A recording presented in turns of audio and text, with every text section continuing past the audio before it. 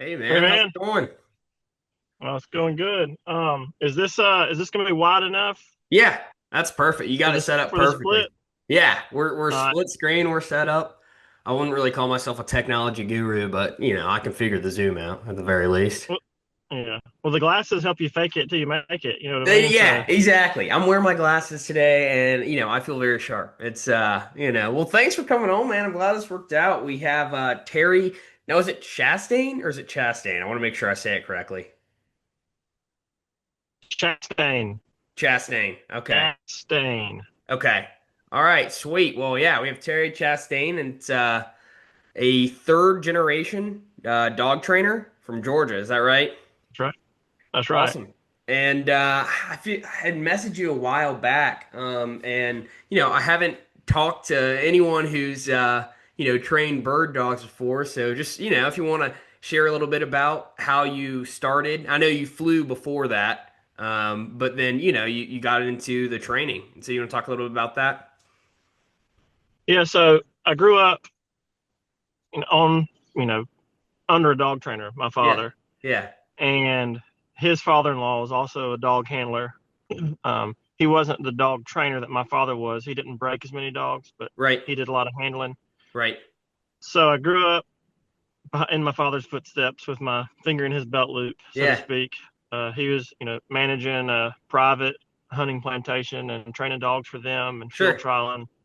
So I wanted to be just like dad, like most little boys do. right.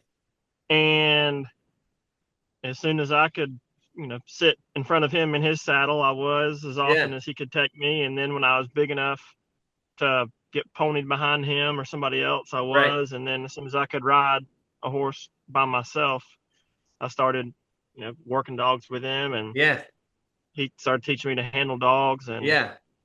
I won my first amateur shooting dog, horseback shooting dog stake when I was 8 or 9. Really? Yeah, and with the dog he trained, but Yeah, yeah, I was a kid, and that started lit the fire. yeah. I had a And Red Ryder BB gun at some point, but that's probably not the same kind of thing right there. we all start somewhere. That's I right. start We all start with a Red Rider. Yeah, The best sniper in the Marine Corps started with a Red Rider somewhere, right. I Yeah, promise you. dude.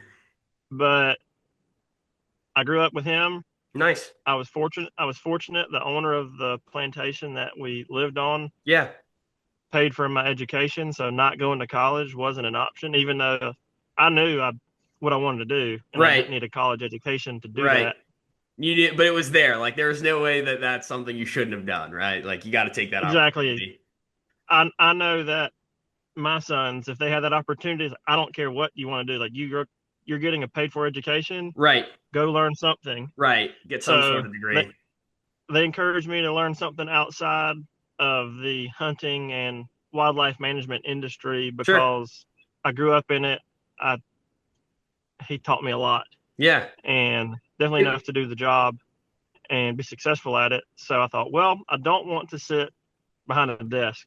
right. So if I've got to get an education for a different career, the coolest thing I could think of besides training dogs and riding John Deere tractors was to fly jets. Yeah. so so I went to Embry-Riddle Aeronautical University in Daytona Beach and got my bachelor's down there and Nice. flight instructed, flew corporate for about 2 years, 2 or 3 Right. years. Um, It's a pretty long path to get certified for that. I have a buddy doing that, but you get your like private and then there's an instrument rating and then CFI. It's a long path. yeah, yeah. So I did private, then instrument, then commercial, then commercial multi. Actually, did commercial multi, then commercial Yeah. single, then CFI initial, CFII, then MEI, and then started getting right seat time in the Eclipse jet Yeah. and some other jets and turboprops, and then got type rated in the Eclipse jet Right. and did that. And the plan was, well, I'll do this, especially as long as that owner was alive, to kind of honor that Sure. commitment to me. Right. which he was, he was advanced in age, and I his mean, wife that's a was already super cool thing for him to do oh my because gosh, they were such a you grew up in the area, right? yeah. I mean, I grew up on the plantation. My Yeah, father's been there 48, right. 49 years now. So And I remember we had talked about, look, plantation has like a different connotation in terms of like that was basically kind of a recreational forest area. Is that right? yes, so there's there's the term plantation, pre-Civil War Right. that has the negative connotation, Okay. and then there's the post-antebellum plantations now, and all of these plantations in South Georgia now, I don't know a single owner that goes back to land ownership Gotcha. of that time. It's So the land all ownership was post Civil War, and then post-Civil War. yeah, Industrialist gotcha. from from New England and the Upper Midwest. Right. Uh, the Hannahs, that's the family that my family worked for a long Right. time. My father still does. Hannahs, the Mellons, Rockefellers, Fords. So, post-war industrialists during the Industrial Revolution, Gotcha. Ohio, New York, that area came down.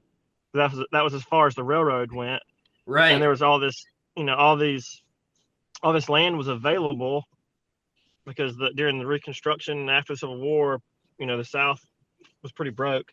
Right. I'm sure there's probably a historian on there saying you're getting this wrong, but and there was all this land available. These industrialist tycoons had no income tax, so Right. they started buying up acreages, small acreages. Well, Sure. there was a realtor essentially that was getting acreages and putting them together into large estates and then Right. selling them to these industrialists as Gotcha. shooting plantations. Right. And then they would come down during the winter to escape the all the coal smog from the Yeah. industrial towns, and the shooting was great and the Right. land was beautiful, and they were 50 miles from the Gulf of Mexico, or Gulf of America now, I guess. But Right. Yeah, I guess it's changed. Who knows if I that'll thought stay. I thought that was a joke, and then I was like, oh wait, You're it like, actually wait a says that on minute. Google Maps now. But Yeah, I the don't Gulf of know. Mexico then. Right. So yeah, so the plantation is, and there are people that don't know this Right. and get upset about this term, but it is Yeah. just it now the modern term, post Civil War. It is not a plantation that has the negative connotation of owning Right. slaves. None of Well, these that, plantations own slaves because it's all way past the Emancipation Proclamation when these plantations were founded. right. Melrose was founded in 1896. Right. Well past all of that, and that was one of the first ones in the area. The plantation I work for now was started in 1940 something. Okay. So Yeah. way past all of that. Yeah. Plantation is just a term for basically a recreational estate, as Right. opposed to a farm is a big piece of land that's made for producing agriculture for income. A Right. ranch, big piece of land made for producing livestock for income. So the term plantation just basically notes this is a large estate for recreation, Right. Yeah. I essentially. mean, that, If yeah. we And were I'm just breaking glad it down. I wanted to give you the opportunity to explain that, right? Because that's a different terminology that's applicable to, shooting birds and quail and bird dogging and everything. So yeah, I mean, the history of it starting in 1940 was so you were three generation. Does that mean your grandpa started training dogs? My grandfather, yes, my grandfather row cropped, had 500 head of Brahma cows, or he called them Brimmers, Brimmers. and that's unregistered Brahman Brimmers. And then in the wintertime, when he wasn't farming, he leased a bunch of land from some other plantations, or they were the only plantations, they are now, but he leased some piney woods and took people hunting. Right. Actually took the Prince of Jordan hunting, as he took a bunch of wealthy men hunting, and one of them brought the Prince of Jordan as a guest. That's So that wild. so that was pretty It just cool. came down. Yeah. Yeah. And my father, so he did that, as his own self-employed, Right. leasing land, taking people on guided hunts. My father, when he in his early 20s, started working on Melrose Plantation, which Gotcha. started in 1896 by the Hannah family. And Dad's been out there for this is like his 48th season, Right. and that's where I grew up. Right. And I'm now on Merrily Plantation, which was started in the late 1940s, Yeah. if my records are right. Right. And and so you are raising your family there as well, right? Yes, I have my wife and four sons, 7, 5, 2.5, and 5 months. Nice. And it's a great lifestyle. They just took off. I saw them in the Kawasaki go for a ride What's and the pick some blackberries. Kawasaki? A Kawasaki mule, like a side by side. Okay. Yeah, yeah, yeah. So they're headed to pick some blackberries and get out of the house for a little bit. Yeah. Starting to cool That's off. pretty cool to be able to like the lifestyle you had growing up where it's outdoors, involved with animals to be able to pass that on to your kids as well. Yeah, I can't imagine a better way to grow up, especially Right. being a little boy in Yeah. the woods, Yeah. with a 10,500 acre backyard, essentially. Yeah. That's a lot of exploration. Stay off the phones, right? You don't need Yes. technology out there. No. Get outside. Don't come Right. in. Unlock the door. Right. Just lock the door and let them come in at all. That's Yeah. funny. So going back a little bit, you had mentioned, dog training versus dog handling. Can you break down what the differences between those things are? Yes. So that would be essentially to kind of compare it to the companion pet world.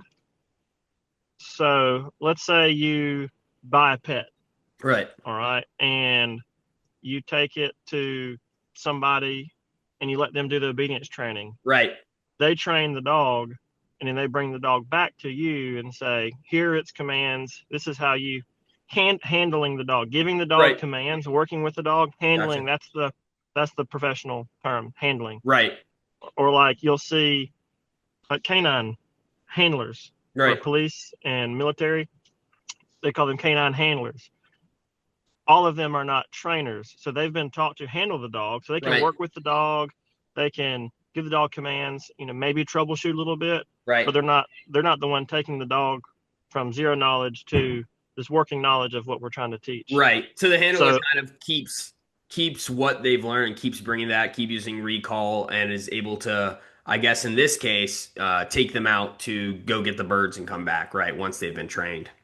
right, there used to be most of these plantations had trainers that were also the trainers and handlers, Right. and there's still a pretty good handful of these places that the dog handler is also the trainer, but Right.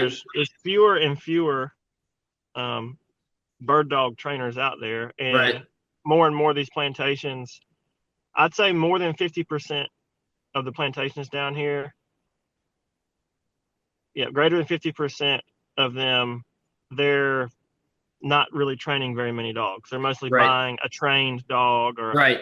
either fully trained or a well started dog and then finishing them out. Right. But most of them aren't training dogs anymore. They're buying a finished dog, Gotcha. already trained, and then handle them. But like you said, they can work the dog in the woods for the hunts. Sure. Sure. And so are you, I guess, both then, right? Yes, I'm the full line. So we breed here. You're the complete assembly line. You're all of it. I'm all of it. So we breed and take those puppies. We're selective with our breeding, and then we take Yeah. those puppies and develop them over time and train them. So we go through. I'm there from the first heartbeat to the last. Right. And so you all, like basically training those dogs to give to handlers on your current area you're at, or are selling them a lot to other handlers in other areas? We keep them. We keep most of them on property for us for our use, Gotcha. and then so I look at my kennel like a professional sports team. Right. There's only so many spots in that kennel, just like there's Right. only so many spots on a roster. Sure. So as we're producing dogs every year, and as dogs are, you kind of have your young dogs. Think about them like the minor leagues, Right. and maybe you have a dog that isn't necessarily aged out or ready to retire yet, but if they're not, producing, Right. putting up the numbers I want, and I've got young dogs that are coming up that are promising, Right. I will sell those seasoned dogs Right. to a place that isn't training their own dogs, that needs to Right. buy a finished dog. Right. And it's great for them because they'll have a dog that's got a couple hunting seasons under their belt. Right.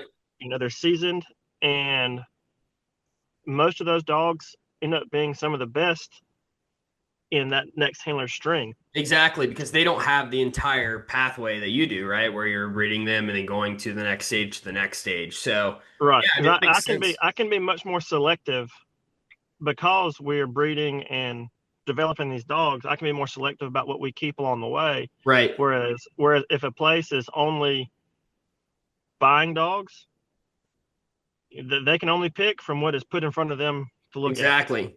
So if they go, Exactly. hey, if they need 5 or 6 dogs, for this upcoming season, they're probably going to take the first 5 or 6 dogs that are decent, Right. that, kind of fit the bill. Exactly. Or I can say, hey, you know what? I've got, I've got 3 or 4 dogs that really didn't produce what I want them to produce, but I've got 7 or 8 young dogs that are looking really strong.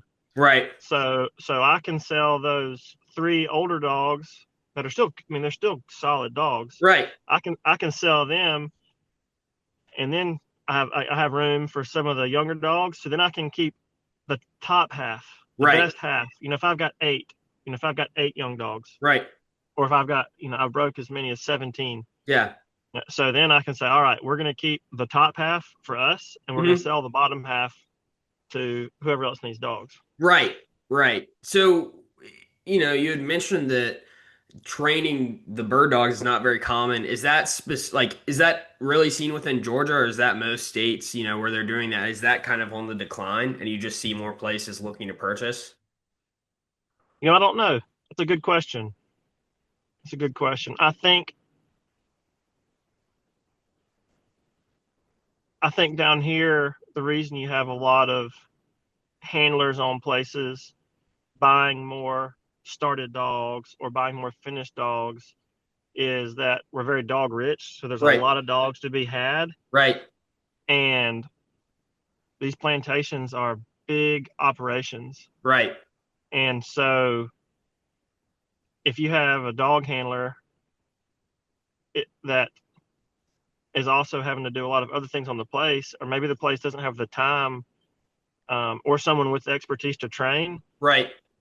and it's such a dog rich environment, it's Right. just, hey, you know what? Instead of spending all the time and money and effort to breed and have the facilities and do all the training, because there's a risk in breeding and developing, Sure. Sure. because you've got a long time before that dog you see, all right, this dog has made it and is a good dog. Right. What But age if is that about? you can start to see potential pretty early on, Sure. especially if they're well bred and you've started with them early on. Around so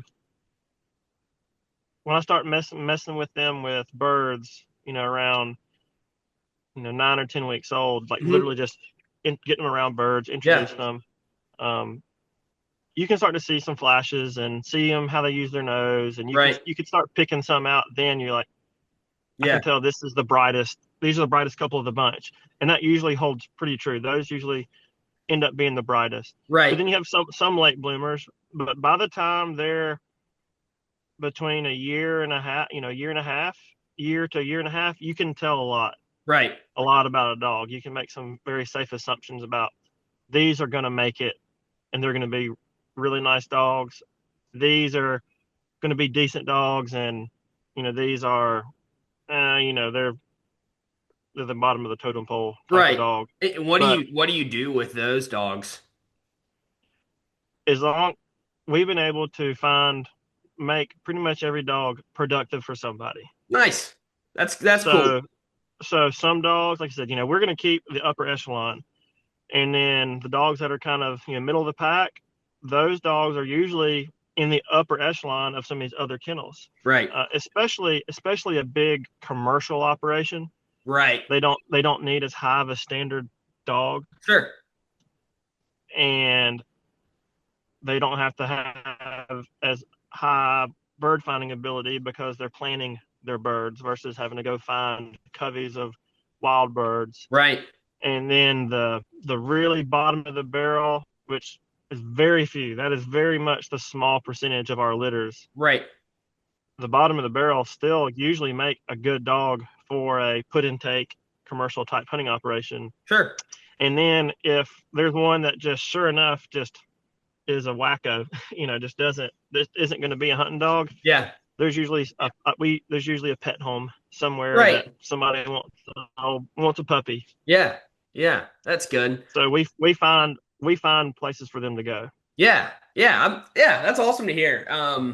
So what kind of qualities are you looking for a dog to be in that upper echelon, like you were saying? And I don't know if this is a thing, right? But I have a Springer Spaniel. We have two now, but he's I think Spaniels are typically bird dogs, or they can be. Is that right? Yeah, spaniels are considered a hunting dog. Right. A bird, they'll use them for flushing. The spaniel is well, depending on the spaniel. You Sure. know, a Brittany spaniel would be considered a pointing breed. Gotcha. An English Springer spaniel or English cocker spaniel, Boykin spaniels, those are by the book. If you're reading the book, this is not my interpretation. Yeah. This is if you read the book, they are a flushing breed Right. that retrieves. So flushing is when they run out and get the birds to fly, and then you can Yes, take them down, and then they'll go get the bird afterwards. right. Gotcha. And so I guess, I mean, I'm sure there are a lot of different breeds that would be successful at bird hunting, but what breeds do y'all typically have for your location and everything like that? Or what are you usually working with? The plantations down here are, let's say, 90% pointers Okay. or English pointers. Right. Um, a lot of would be commonly referred to as an English pointer, but 90% pointers and 9% English setters, Gotcha. and then something like that. 85 to 90% pointer. Then the next fraction, the majority of that's going to be setters, and then you're going to have a handful of German short hairs out there, maybe a Brittany, Yeah. but heavily English pointer or pointer and English setter. Right. What And qualities do both of those have that make them good bird dogs? the pointer, they've got tons of style. They're just beautiful to watch. It's like so the difference and a setter does too. They have a lot of style. They Right. have pointers and setters have a lot of style. They've got great endurance. Right. The one thing where the pointer edges a setter out down here is heat endurance. It's hot, and Gotcha. even in the Yeah, it's a little setters, hot in there's some North special. Carolina right now. I would imagine it's also a little toasty in Georgia. Yeah, there are some special setters out there that can take the heat, but Yeah. typically, if you take your average pointer and your average setter and you hunt them on a hot day and during quail season, Yeah. all things being equal, the pointer is going to have better heat endurance. Right. They seem to be a little more gritty. The cover down here, has a lot of briars in it. Right. They a good pointer they hunt with reckless abandon. Right. They give up their body and they just love it. They Yeah. run through a brick wall if they thought they could go point a bird on the other side. Yeah. And that's not to say that the German short hair or the Brittany don't have great noses and hunt hard and Sure. all that either. But to hold up on a heavy hunting season where we're hunting 5 or 6 days a week, Right. and these dogs aren't going every single day. You don't have Right. enough to You're rotate rotating. them through. They're like pitchers. Back to that baseball analogy, right? You got to alternate them. Yep, they're like a pitcher. You've got yeah. So they're going a lot, Yeah. and they can take that. They can take it better than most of the other breeds. Right. And then the style. It's like Yeah. hey, a German short hair, or some of your other what they call like versatile breeds, Sure. your Griffons and Drothars and all that. They can put a lot of birds in your bag. Yeah. But would you rather put a bunch of birds in the back of a Camaro or in the back of a Volkswagen? It's like I want the Camaro. Like Right. Right. if we can do both, but we can go faster and look sharper doing it. Like Right. I want the Camaro. Yeah, and I'm sure and so where you're at, do you have like people who own it, the people that I have like friends come on pretty much, and they just have, they participate in hunting seasons every year. Is that kind of the idea behind it? Or is it some sort of thing where, because you mentioned commercial, right? So I would assume y'all are not commercial, y'all are private, correct? Correct. We're private, so it's the owners of the plantation. So it's owned by a family. Sure. So we take the family and their guests, Right. and then you have commercial operations, which are what it sounds like. It's a business, and it'd be like any other outfitter. You Right. you call and you book, and hey, we want to come hunting on these days, and you Right. book your dates. Cool. Yeah, yeah, that's interesting. So it's kind of cool to hear that you are literally, like you said, first heartbeat to when they pass on, but you're also you're doing the training, you have the handling, and so we've discussed those a little bit. Do you want to go into kind of what a hunt looks like, and when is hunting season, and yeah, what does your day look like when you're bringing them out? So hunting season starts around the second or third weekend in November, Right, depending on the year, and runs to the last day of February. right. And is that because the specific type of bird is just, found in the area during then, or what makes that more We're hunting successful versus quail. another time? We're hunting bobwhite quail. They're not migratory, but so quail will start nesting. They'll start breeding and nesting, into March, Right, in March, and then they will continue to nest all summer and early into the fall. right. So they're pretty much done by nesting by hunting season. Yeah, You will see every now they'll have some late hatches because they're a very prolific breed, and they will breed. You know, a hen may breed multiple times and lay multiple nests. right. So sometimes, even in the early part of hunting season, we may shoot some birds, and you can tell, like, wow, this is a pretty young bird. Sure. But really, they're all young birds because whether you hunt them or not, the studies show that 75 to 80% of a quail population is going to die every season Hmm. from Interesting. from mostly from predation. Sure. So most of the birds that you see are less than 2 years old Right. for sure. Right. So is it when you hunt? Because I don't. I've never really been hunting. Not it's not a kind of lifestyle thing that I've done. I think it's definitely interesting. Are you hunting the quail for sport, or do you all end up eating them? Oh yeah, they all get eaten. They get eaten, Nice.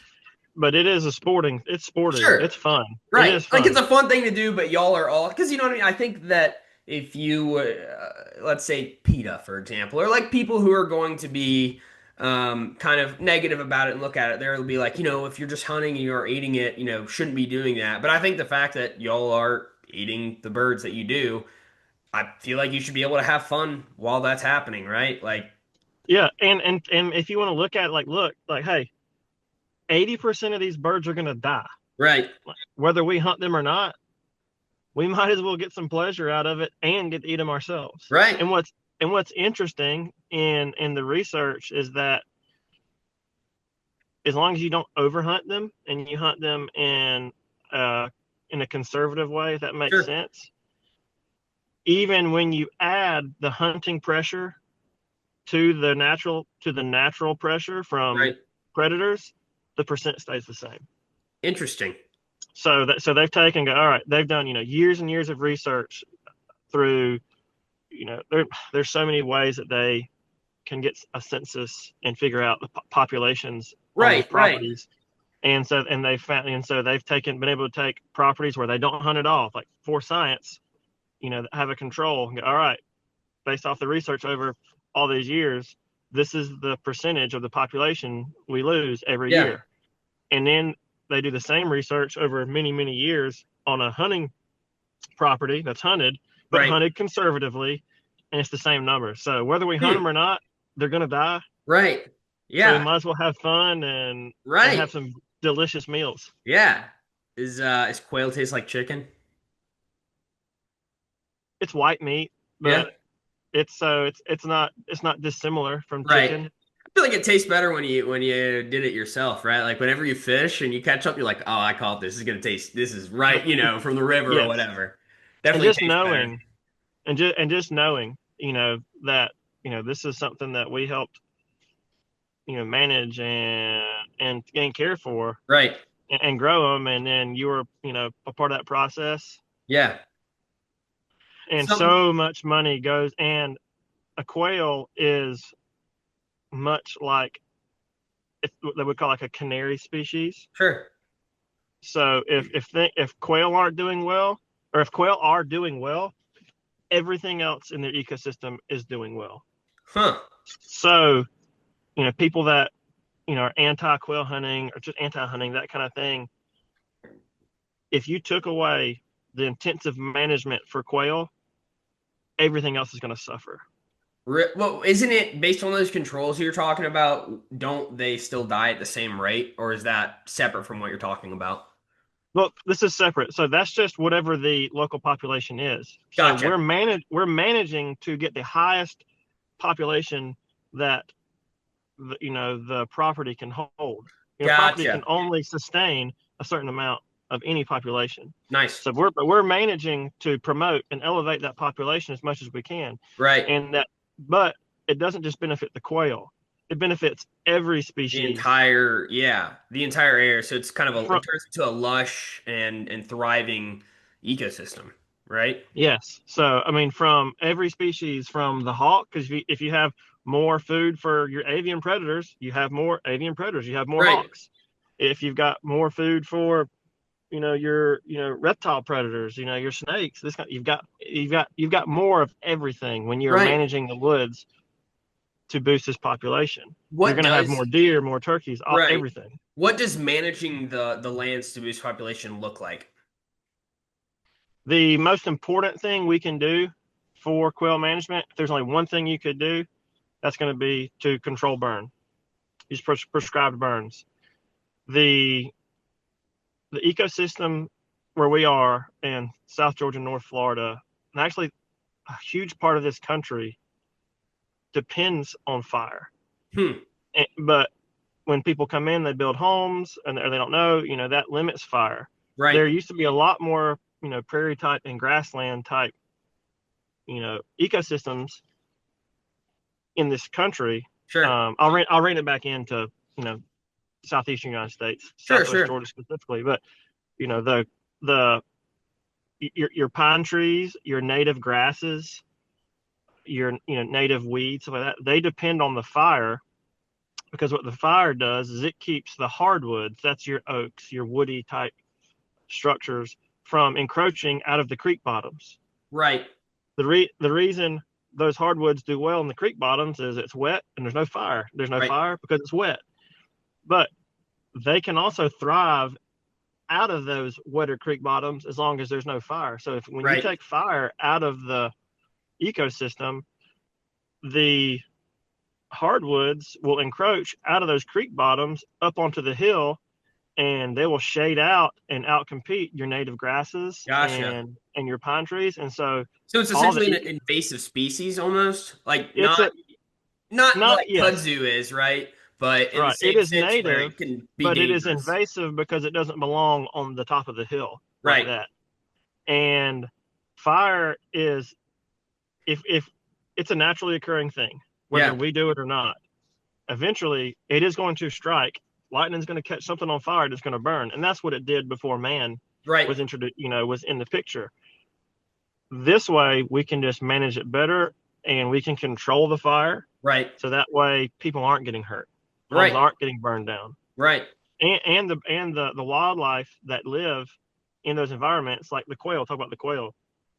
They're essentially a tiny chicken. Right. They really are. They they do all the same things that chickens do. They scratch to get to their seeds and their bugs and that kind of thing. And when you don't burn, you start to get what we call litter, leaf litter, pine Mhm. straw litter. Sure. As it falls, it stacks up, and you get this thick thatch, and those birds can't scratch through it to get to feed. Right. So if you take away fire, the birds are going to be gone because they're not Right. going to be able to survive, or they're going to have to move somewhere else. Right. Right. It's really interesting. How often are you doing those controlled burns? We burn every year, Okay, but we don't burn every acre every year. sure. You So kind of we have alternate between.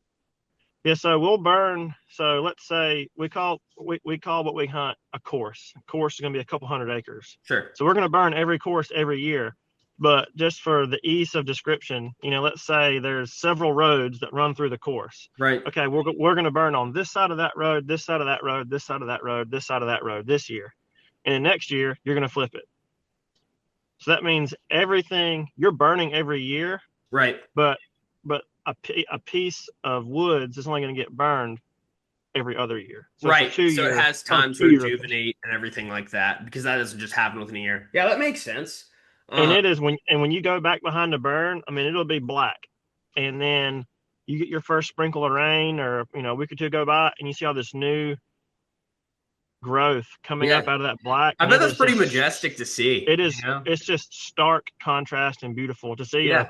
a beautiful white magnolia bloom in this black background, Yeah. or Easter lilies that come up in the black soot before anything else. I mean, it's gorgeous. It's just Right. this resurrection of life behind the burn, and that Sure. burn opens up a lot of these seeds. Right. And I mean, we're getting way off dog training, but I'm Yeah. passionate No, I about mean, I the think land it's all I management think too it's because all interesting and you it's all do. cohesive. Right, and it all works together, but also it's all part of what your day to day looks like, right? Like you're not just purely training dogs. There's more that goes to it, Yep. for you to be able to maintain the level of birds and make sure you're having the level of dogs, for the owner of the area to be able to hunt. So we have about 3 minutes left. Do you want to describe a little bit what a hunt looks like? Okay, so I'll describe it from the front to the back. All Sure. right. So we're gonna have two bird dogs on the ground, and they're gonna be hunting. They're hunting for quail. All Hmm. right. Behind them will be me. I'm the handler. Right. I will have a scout, which is that's like the professional term for an assistant, Hmm. essentially. And he'll help me. He can ride, left or right a little bit if he needs to help look for a dog, or Yeah. if a dog goes behind a thicket and doesn't come out, I can tell him, hey, go right over there and see if that dog's pointed, and that way I can keep going on in the direction that we're traveling instead of pulling the Right. whole hunt over here. Then we'll typically have a few guests Yeah. on horseback. Yeah.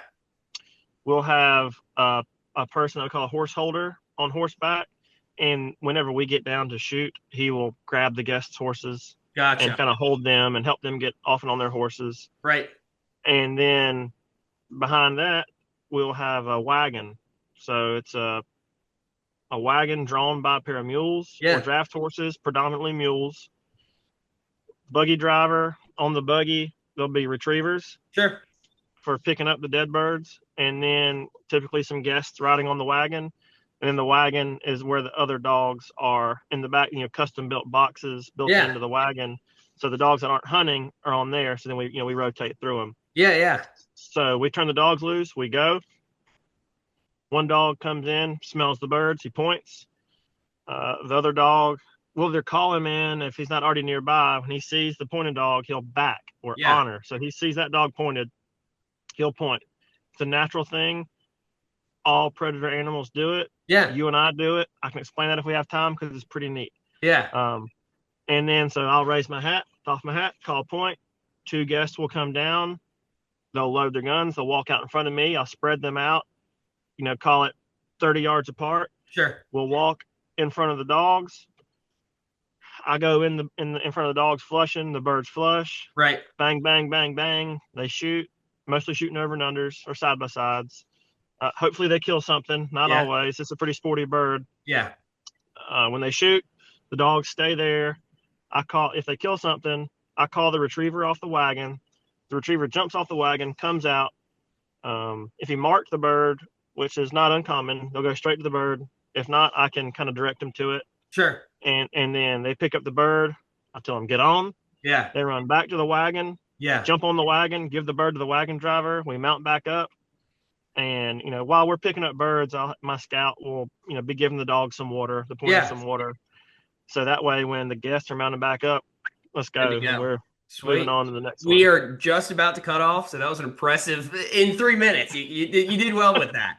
So, anyways, just want to say thanks for coming on. That was definitely a different perspective I haven't heard before, and it's some super interesting stuff. So, thank you so much for your time. Anytime, I really enjoyed it.